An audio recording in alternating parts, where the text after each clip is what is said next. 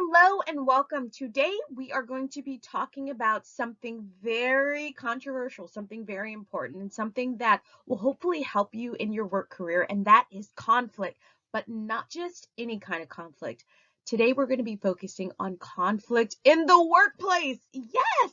I know you guys get into so many fights and arguments and email spats in the workplace, and today we're going to talk about self-reflection.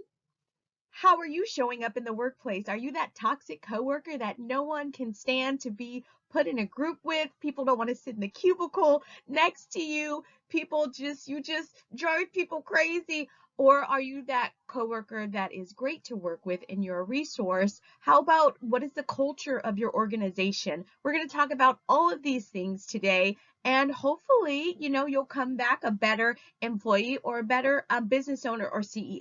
I personally have a lot of businesses. I'm trying not to hire too much help because, with more employees comes more conflict. So I'm really trying to, it makes employers don't want to deal with that. So what I want to say is that when you view this lecture today, view it from the position of a business owner and a CEO, as well as a subordinate. Even if you're an employee right now, you may want to own your own company someday. So you may want to keep this in mind, but view it from the position of a business owner and CEO, as well as a subordinate. Keep that in mind throughout the conversation so you can kind of see both sides of the situation. My first job was McDonald's as a drive-through cashier, and now I own a real estate holding firm. I own several businesses. I worked in pharmaceutical sales. I'm a college professor, so I deal with different people, and I deal with from the aspect of being a client as well as a business owner and an employee. So I cover all three in this lecture. So stay tuned. Let's get ready to have some fun and get some insight on workplace conflict. More times than not in the workplace, conflict arises when our values, assumptions, or belief system intersects and clashes, or sometimes it explodes. Now, our value, that is something that you hold dear, something that is beneficial, that you consider beneficial to your life, and that is important to you. You have a high opinion of it. That is something that you value. An assumption is a thing that is accepted as true or certain to happen, but you have no proof. And a belief system or a core belief is also something that you accept as true. Now, we have thousands of assumptions, beliefs, and values. Some we inherit from our parents. Some we get from spouses or just outside of ourselves. Others are uniquely developed through our core experiences. Sometimes they're weak, but many times, more often than not, they're central to our way of living and the way that we live our lives. In the workplace, as a leader, whether you're in management or you're simply a peer or a colleague, when you ignore a person's values, when you ignore a person's assumptions or their belief systems, you undermine your influence. Okay, so let's talk about power in the workplace.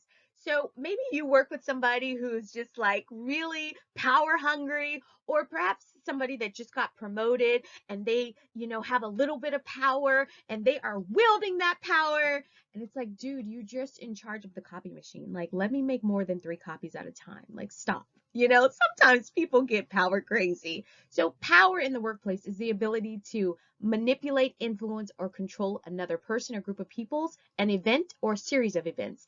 Power is present in every single interpersonal relationship that you have at work. It is there, it is present.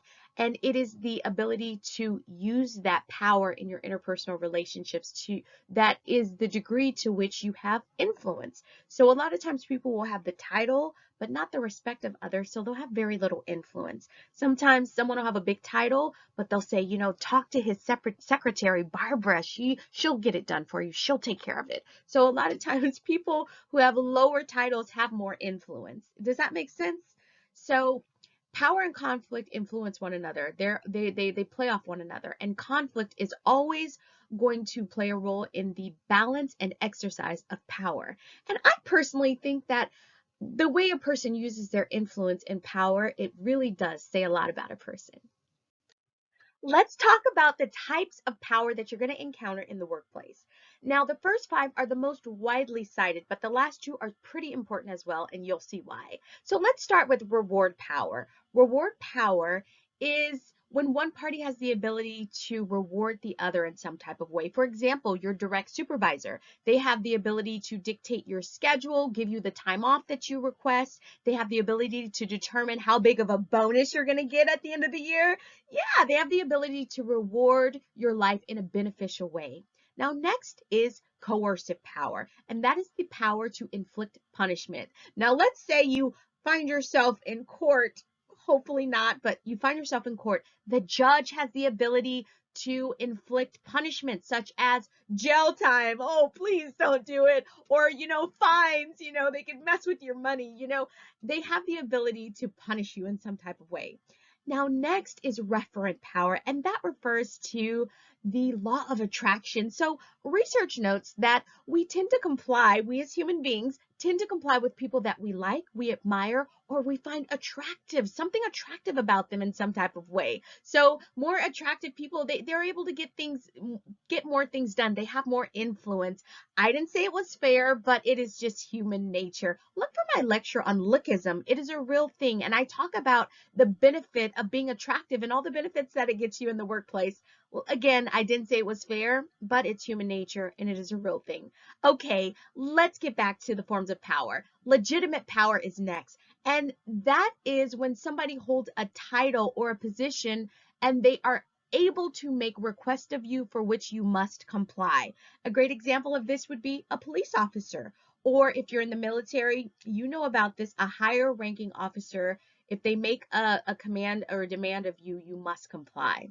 Next, there's expert power. And this would be a person that we're more willing to comply with because we consider them an expert in their field. For example, if you are going to have, a brain surgery and your neurosurgeon asks you not to eat a certain thing and says, don't do this before your surgery, et cetera, you are more likely going to comply because you consider them an expert in their field.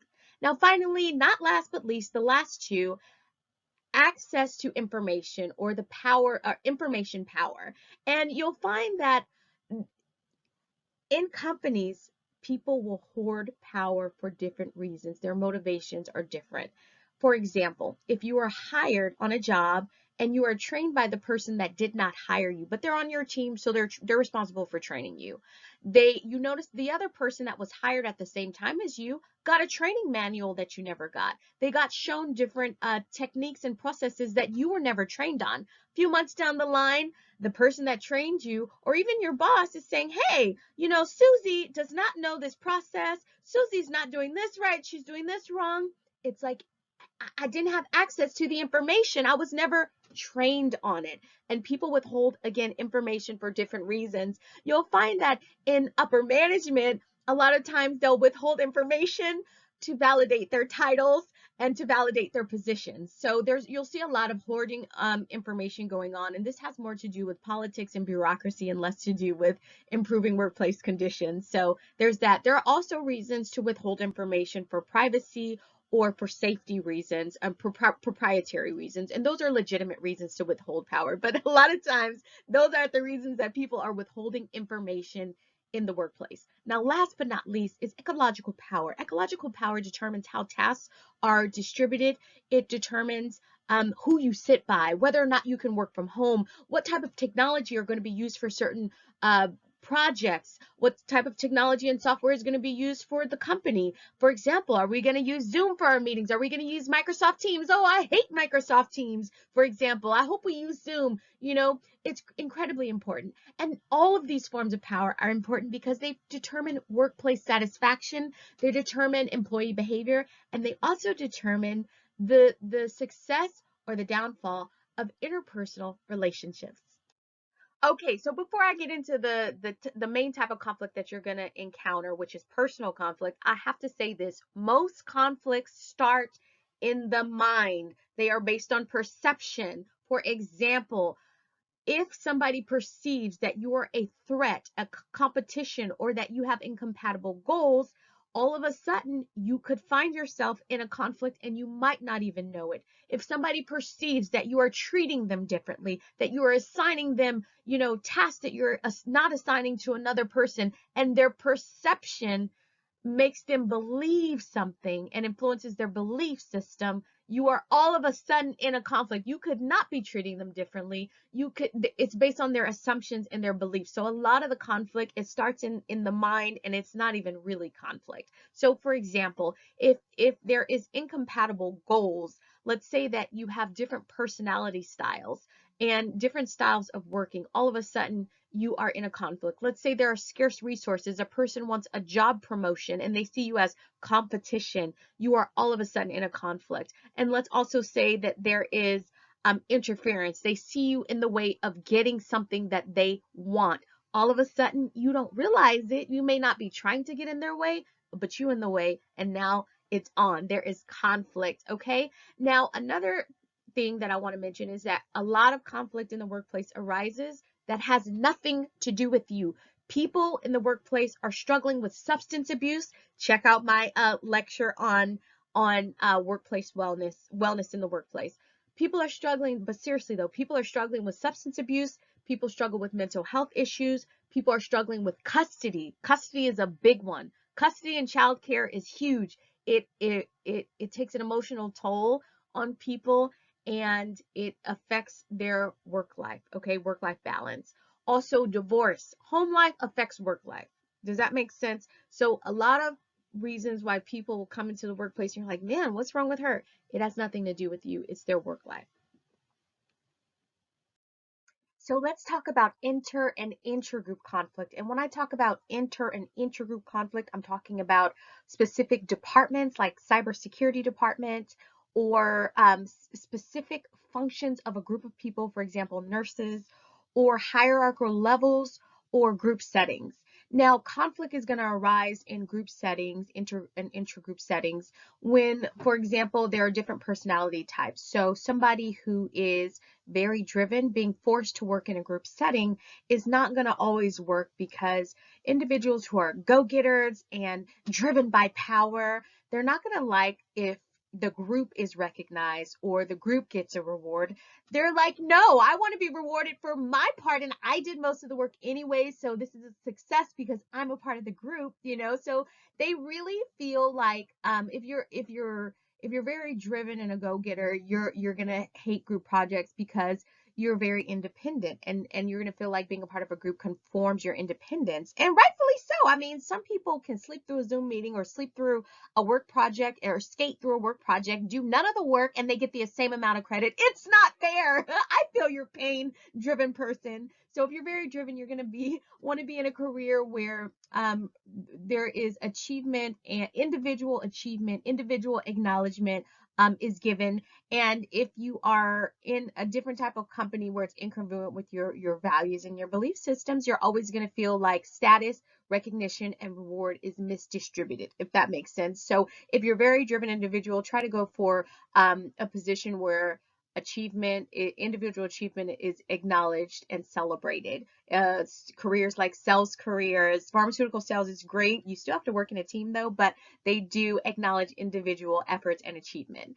Another, culture and organizational culture have an influence on conflict as well. For example, nursing has a toxic work culture. Some, not all, but some, it's just very toxic. Why? Well, some of the variables include, lack of transparency, um, not getting praise for the work that you do well. Again, misdistributed rewards, recognition, and acknowledgments. Gossip and infighting is big in nursing. Cliques, big in nursing. Also, work-life balance. They don't have some organizations don't value work-life balance, and so you get a lot of absenteeism and a lot of turnover, and so that shifts the work to just one group of individuals, and it's very harmful. So if you so nursing is a great career field. I don't mean to knock it, but I'm just saying the things that they face that make conflict in their work. Okay, moving on, okay, because I might need to go to the hospital, and I love nurses. So moving on, Finally, it's important to acknowledge that we do live in an American culture, and American culture definitely influences conflict at work. We value winning above all else. We value winning above conflict resolution. We value winning above all. So definitely our culture, the culture that we live in, definitely influences the conflict that you're going to face when you're in a group setting or inter and intergroup communication. So we don't often get training on our behavior in the workplace and how it affects others around us. We do go through official HR training, but you really can't say too much in the workplace anymore. So people might want to tell you about yourself, how your behaviors are affecting them, but they can't tell you. Now, some people will just flat out just be honest with you and tell you, how you're coming off and how you're being perceived. But in this day and age in the workplace, you really can't say anything anymore. So I'm just going to tell you how your behavior is affecting how you're perceived and how it's affecting, taking an emotional toll on others in the workplace. The first one is criticism. If you ever worked with a boss that is hypercritical, then you understand that it can take a toll on your self-esteem. And this can mess with your work product because you can start to doubt yourself. If you are the type of supervisor that is constantly, beating your employees down, take a step back and ask yourself, what is my motivation for this criticism? Is this going to strengthen or weaken my employees, right? Especially if you're in leadership, being hypercritical is a really great way to lose good employees. So consider that. Also, if you are a peer that is hypercritical, nobody probably wants to work with you or be on a group project with you. No one wants to be criticized all the time. It's true of marriage and it's true in the workplace, okay? So remember, don't be hypercritical. It's a great way to ruin working relationships. Next is contempt. Now, when you do have a problem with someone, you don't focus on the behavior or the issue at hand. You go personal. You focus on their character, maybe their ethnicity, maybe a physical feature about them. You go really low. Okay, I remember someone was on a sales meeting and their mic was on, and this person that they was newly hired, they did not like their work product, and so they started talking about them, but they went real personal. That's right, you guys, make sure your mics are off in these sales meeting. Okay, make sure your mics are off in meetings. So you know that you have contempt when you go personal, when you start name calling, when you start talking about a person's character and you get real personal. Stay away from talking about a person's self-worth and always stick to the subject at hand, because it can get really mature and you could wind up in HR. Now, next is defensiveness. Okay, defensive people, we hate working with you. Scoot up real close. You never take accountability for your actions. You always see yourself as a victim. We hate working with you. If you are fine, if you ask yourself if you are overly sensitive or you're the defensive coworker. Like, you could be, working in IT and you could be like, oh, I heard a noise, and so I clicked the button, and so that's how I messed up the code for today. But it's not my fault because you guys like, you never take responsibility. The network could be down for an entire day because you messed up some code, and you'll just be like, well, you make excuses, basically. Defensive people, you're really difficult to work with. People hate working with you. And so please do us all a favor. Stop with the victim mentality. Stop with the blaming. Stop being overly sensitive. Take accountability and level up. Now, finally is stonewalling. People that stonewall, this could be, a subproduct of being overly defensive. People that stonewall are incredibly uh they express their anger, but they kind of do it silently. Like, they'll disengage. They'll be like, I am done with this place, and they'll kind of spread discontent throughout the office. They will disengage from emails, disengage from meetings. They will just kind of be like, I'm done with this place. They will disengage from interaction. No longer will you see them at lunch. They kind of isolate themselves. So stonewalling is not helpful. It's not beneficial, especially if you work with a department that needs to communicate. It hampers communication. It hampers morale in the office. So you guys, if you are doing any of these problematic behaviors in the workplace, please do your colleagues a favor and address them. Do some self-reflection and, think about how you're showing up and how your behaviors are influencing how you're perceived in the workplace. Conflict and negotiation are part of running an organization. Business owners have issues with shareholders, managers have issues with subordinates, even buyers can have issues with suppliers in their supply chain, and there is no shortage of drama between employees. Now, the amount of conflict that you have is directly related to propinquity. Now, propinquity has to do with proximity. It's basically you're going to get into conflict with the people that you're around the most, the people that you come into contact with the most, because you're going to have more of a possibility for conflict. Let's start with discrimination. Discriminatory conflict arises from our personal prejudices. Do you have a preference for a particular group of people? Maybe it's unconscious or subconscious. You do it on purpose. Some people don't hire particular groups of people because they have a preference for this group of people. Everybody has personal prejudices. If you say you don't, you are lying, okay? Just Google systemic racism for me, please. Just do that. Anyway, everybody has personal prejudices.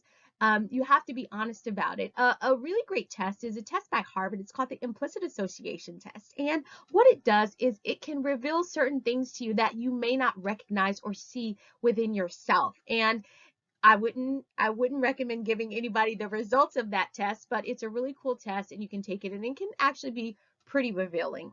Now, an example of discriminatory conflict in the workplace would be a person that works in the IT department. An employee feels like, hey, my supervisor is only assigning manual labor to the minorities on the team, and I feel like he is being, discriminating against me and the minorities on my team.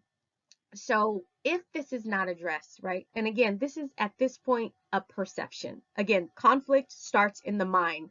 The manager could not be only assigning manual labor to the minorities on the team. This could just be a perception, but because it is perceived a certain way, you find yourself in a conflict. And I hate when situations like this arise, because you really have to be careful what you say in the workplace nowadays. So just because a person perceives something doesn't make it true, but it does mean that you have to address it. If you do not address even perceived conflict, it can result in resentment, which is contagious, by the way. It can result in decreased productivity, and it can also result in a verbal altercation in the workplace. Get your popcorn ready because it's going down, right? Because sometimes our work is boring. No, but seriously, these claims can harm an organization's reputation, and it can also, in lawsuits, cost companies millions. So you always want to address conflict.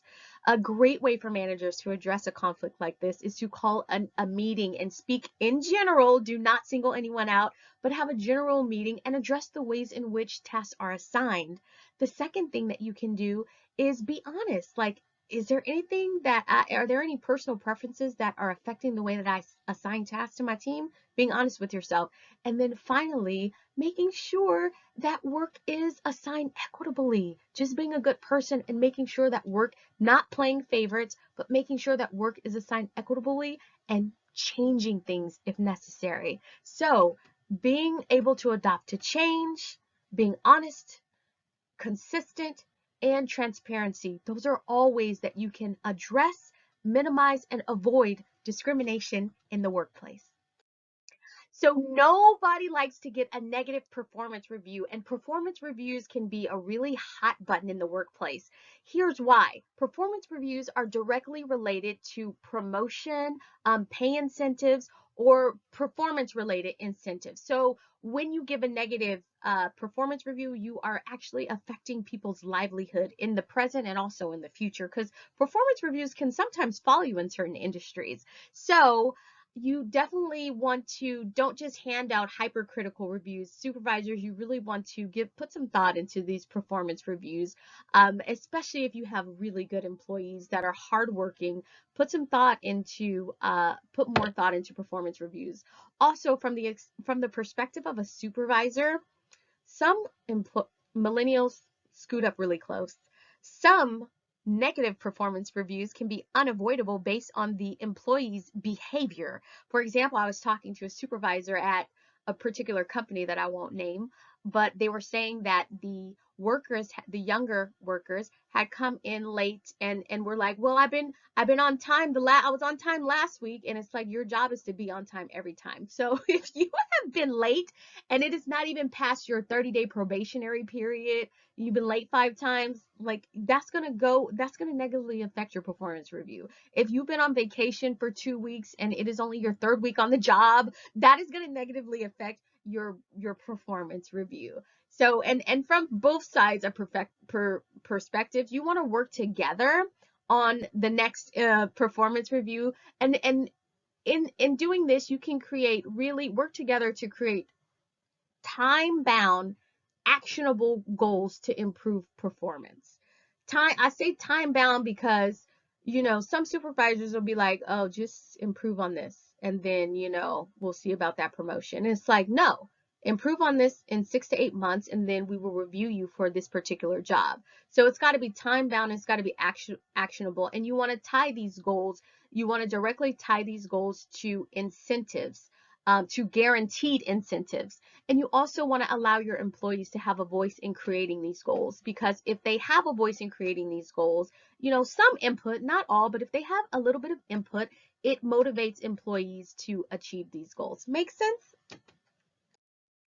So let's talk about conflicts coming from customers and customer dissatisfaction. And remember, I'm speaking from both sides here. So whether you're in sales or whether you're a customer service employee, you can experience conflict on a fairly regular basis depending on your industry. Now, you can experience conflict with customers who feel personally defrauded by an error or something that they didn't like that happened through the company. They can feel personally defrauded. And what I find in customer service, and I am going to name a company that I really love, speaking from the perspective of a customer, is Amazon. I love their customer service, and here's why.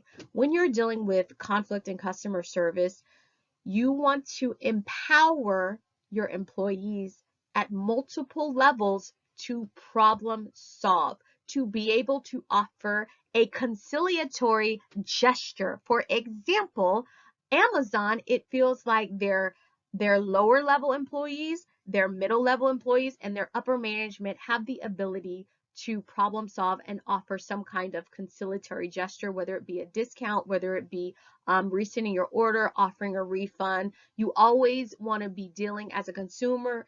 There is nothing worse than telling a company, like, you're on the phone. First of all, you have to call. It's irritating that you have to call. So now I'm irritated with this company. Second of all, you're on hold forever. They have you talking to a robot.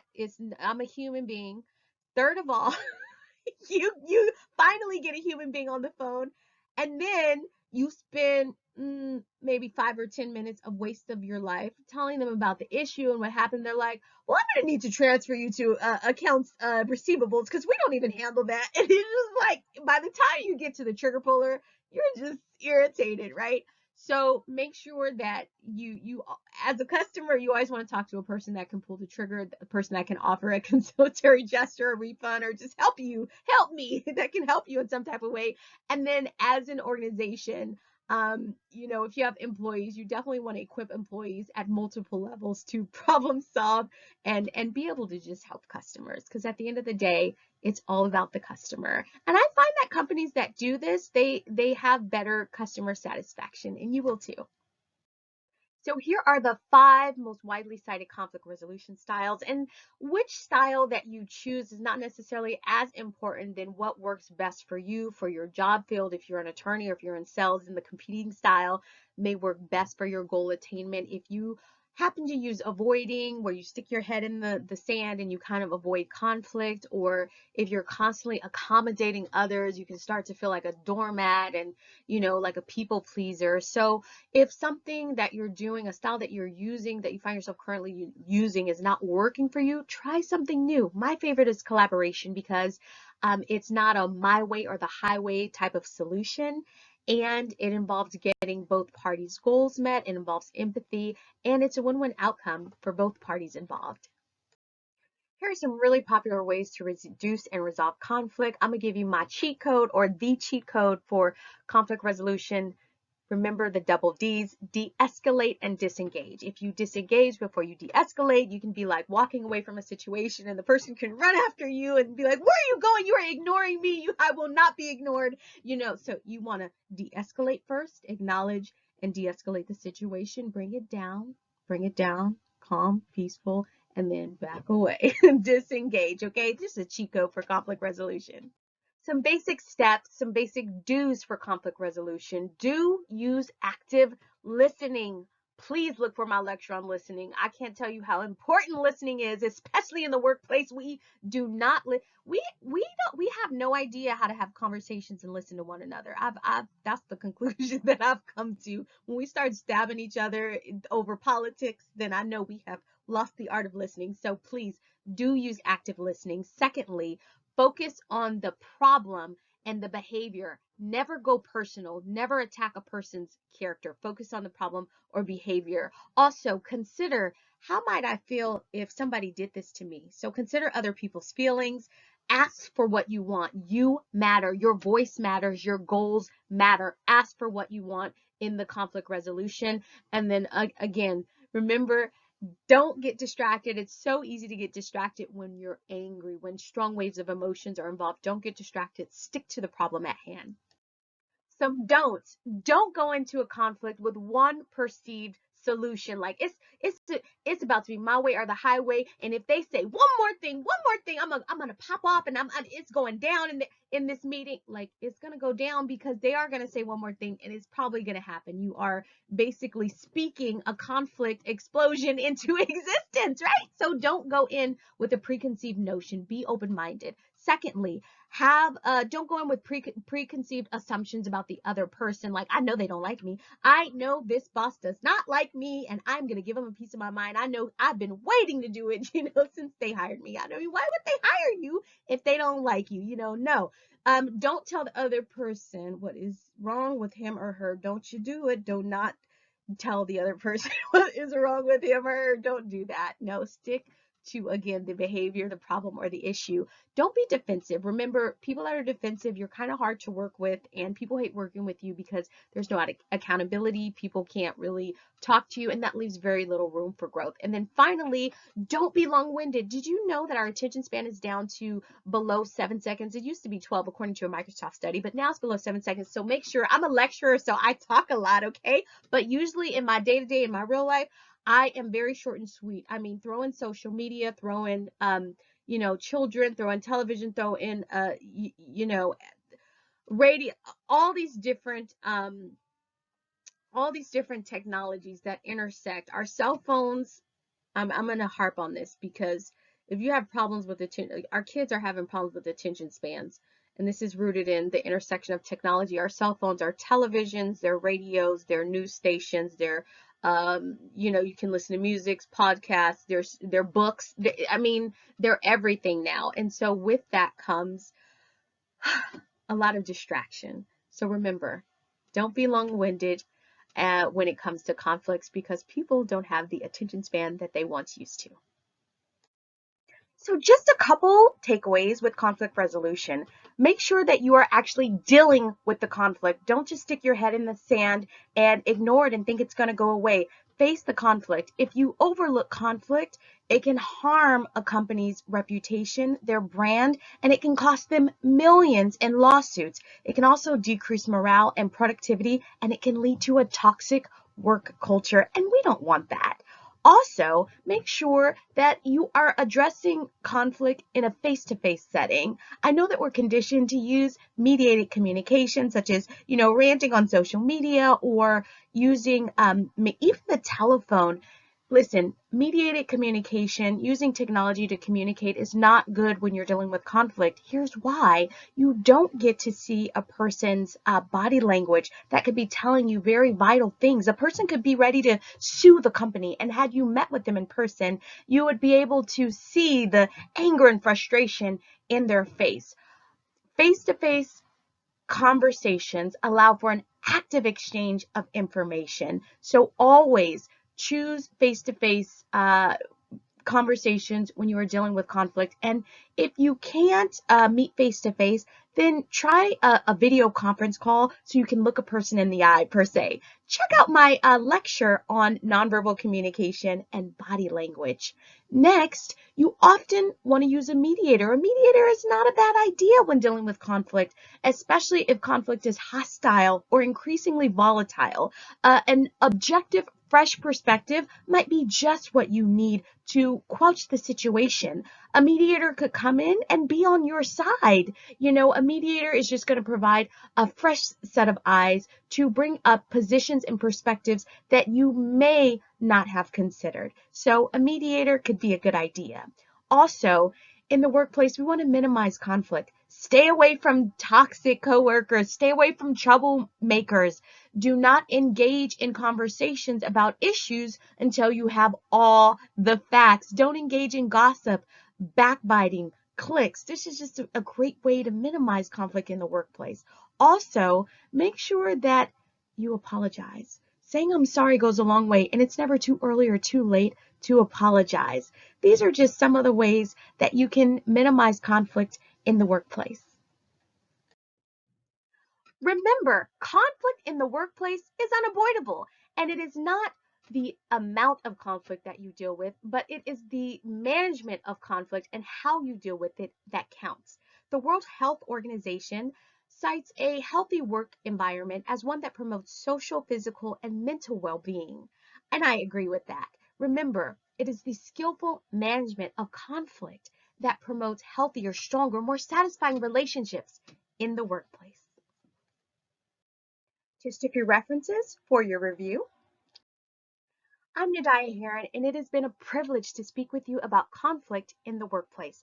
If you're interested in any of our other topics or guest speaking or workshops that we offer, please get in touch. I hope that you take something from our lecture and you're able to apply it in your daily life. I consider that a success, and as always, I am rooting for your success.